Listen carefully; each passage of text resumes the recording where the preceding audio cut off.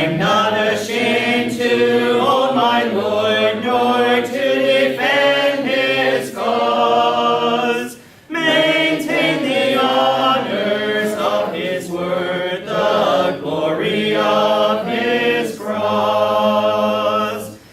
Hello, I'm James Brown, and on behalf of the East End Church of Christ located in Toronto, Canada, I'd like to welcome you to Saturday's edition of Walking Through the Bible, a podcast where we seek to study the Bible and the Bible alone. Please stick around afterwards for information on how you can contact us.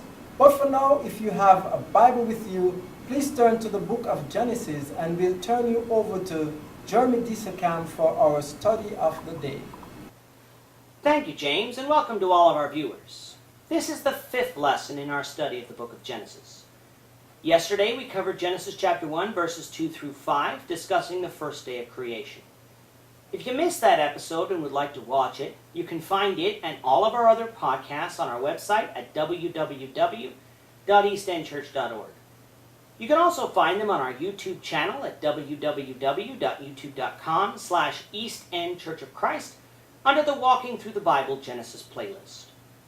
Today we're going to begin with Genesis 1 verse 6 and read through verse 8. The text that you'll see on the screen is from the English Standard Version, but you're welcome to follow along with any version that you have. So let's now read Genesis 1 beginning at verse 6.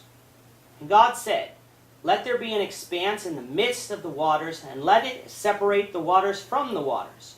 And God made the expanse and separated the waters that were under the expanse from the waters that were above the expanse.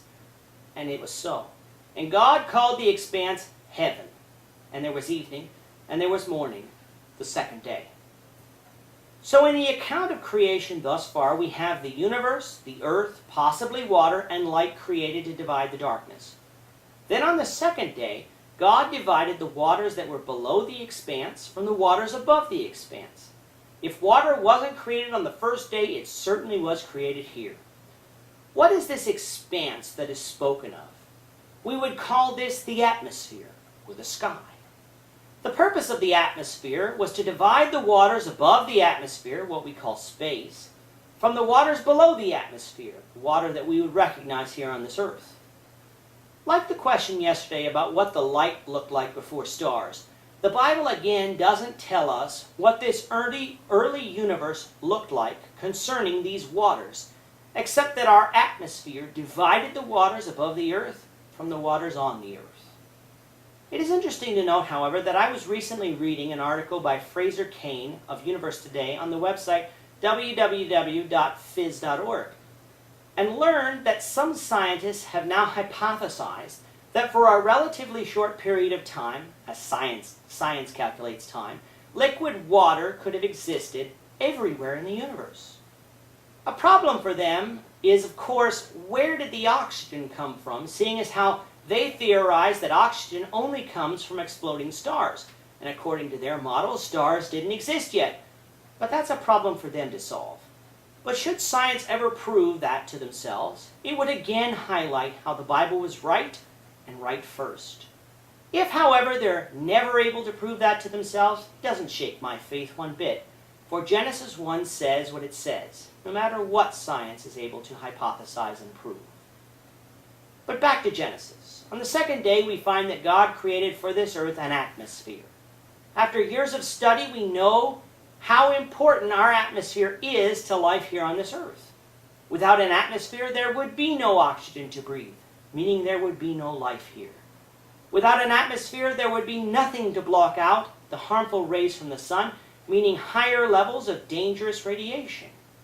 Without an atmosphere, our oceans would evaporate due to the extreme heat of the sun.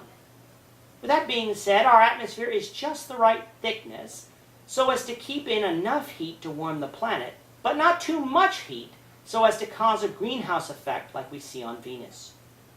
This atmosphere is perfect, and this earth is now prepared for day 3. As we continue to study, I hope you're making a note of the progression we're seeing from a planet that was impossible to host life on day 1 to one now with an atmosphere necessary to allow the planet to be able to be inhabited. We don't see a chaotic mess, something we might expect if we created something. Instead, we see order, we see design, we see all the fingers of an all-wise, all-powerful, eternal God, molding his creation into what we see today. This then completed God's work on the second day. Well, our time is up for today. Please join us, Lord willing, tomorrow for the first question and answer edition, as well as the first weekly sermon edition of this podcast. The question and answer topic is on baptism for the remission of sins, while the sermon will be titled Sound Speech. We will continue our study of Genesis, the Lord willing, on Monday, beginning at Genesis 1, verse 9. Thank you, Jeremy. And to our viewers, we also thank you for watching. Don't forget to subscribe to our YouTube channel by clicking on the subscribe button below.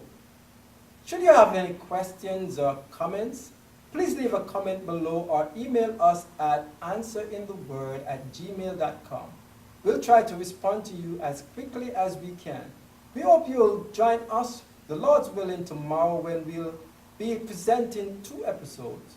One is a question and answer session, while the other is a sermon from God's Word. Goodbye for now. Have a great day. I'm not